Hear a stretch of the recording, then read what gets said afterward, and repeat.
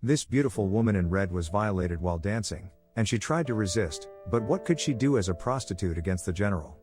The general took off her clothes one by one and tried to embarrass her in front of the crowd. Today let's watch a heavy Korean movie Empire of Lust. The story takes place in 1398 in Joseon. The protagonist Jin has made a great success in the crusade against the north, and is highly valued and has supreme power. At this time, the king of Joseon surprises everyone by appointing his youngest son as his successor. The most qualified successor was Yuan, the fifth son who had blood on his hands to build the country. Jin originally planned to rest after the crusade in the north, but the current situation did not allow him to do so. When the youngest son of the king of Joseon became the successor, the situation of the country was very complicated as all the factions were not convinced. For the sake of internal unity, the king of Joseon decided to attack the Far East to divert the conflict. Using this as a pretext, he abolishes the old system and reorganizes the army, and Jin is the new head. In order to pull Jin in, the king of Joseon promised the princess to Jin's son Zhen, and also gave a scented capsule as a token. On the pretext of celebrating his triumph, Yuan threw a banquet for Jin, during which he asked Zai, a beautiful woman, to present a dance to cheer him up.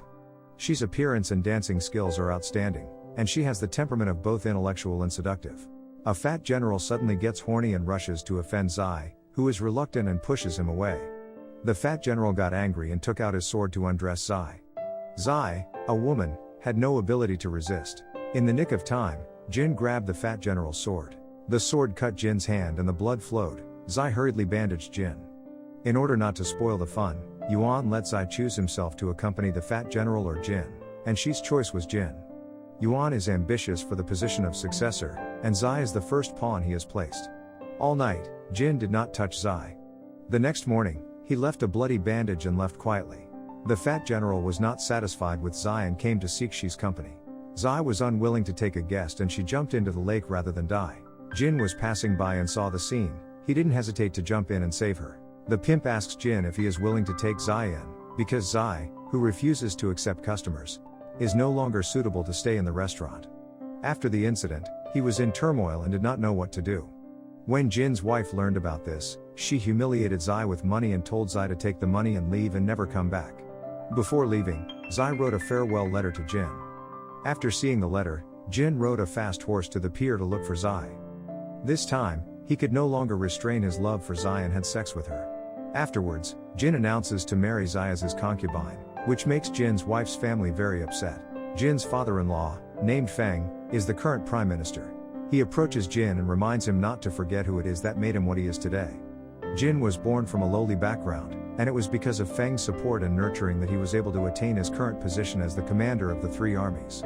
But Jin also paid the price. Zhen is actually not his biological son. Feng's daughter was unmarried and pregnant, so she married Jin in order to keep her reputation from being tarnished.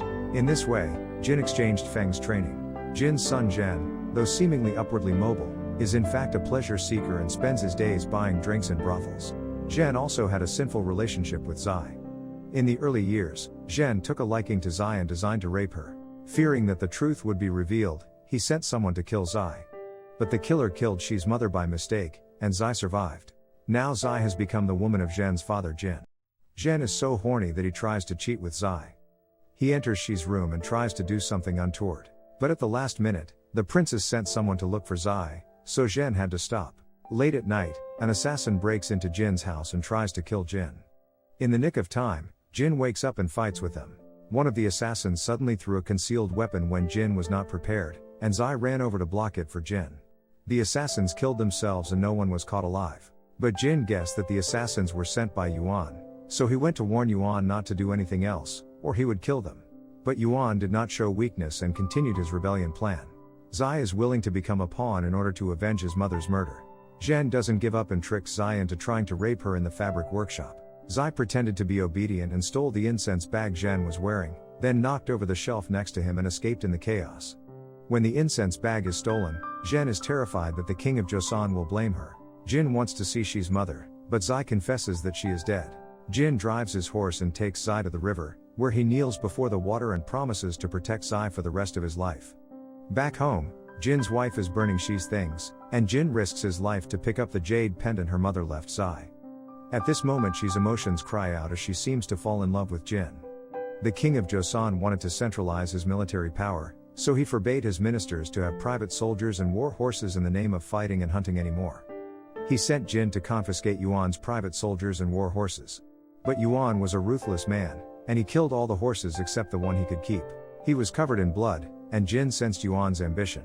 This incident accelerated the conflict between Yuan and the king of Joseon. The loyalists, led by Feng, wanted to get rid of Yuan on the day of the festival. Yuan also wanted to take advantage of the festival to start a mutiny. On the day of the festival, Zai leaves a letter asking Zhen to meet him.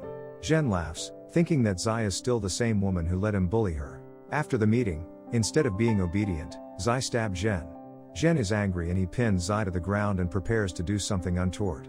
At that moment the door was pushed open and the person who came was the princess. It was Zai who wrote a letter asking the princess to come here. The princess no longer wants to listen to his explanation. At the same time, Yuan launched a mutiny, although Jin was prepared and deployed the troops outside the city inside the palace. But when Yuan escorted out Zhen and Zai and used the incense bag as evidence that Zhen had committed incest, he was completely devastated. Faced with Yuan's heavy military force to force the palace, the king of Joseon had to order Zai to be put in a large prison. Afterwards he told Jin to kill Zai and not to give Yuan an excuse to mutiny. Jin went to see Zai in the prison. After a talk, he realized that he was in love with Zai and disobeyed the order to take Zai to escape. Learning of this, the king of Joseon is very disappointed. And without Jin, he can't bind Yuan anymore. Yuan took advantage of the opportunity to rise to power and threatened the king of Joseon to let him handle Jin. Though reluctant, Joseon has no choice but to agree. Jin pushes Zai onto the ship and then faces the pursuers brought by Yuan alone. He was very brave, but there were too many enemies and he eventually fell behind. Yuan shot an arrow and it went through Jin's bundle of hair. Afterwards Jin fell into the water. Zai appeared to try to save him and the two clung to each other. Yuan failed to find their bodies, and he later became the third king of Joseon.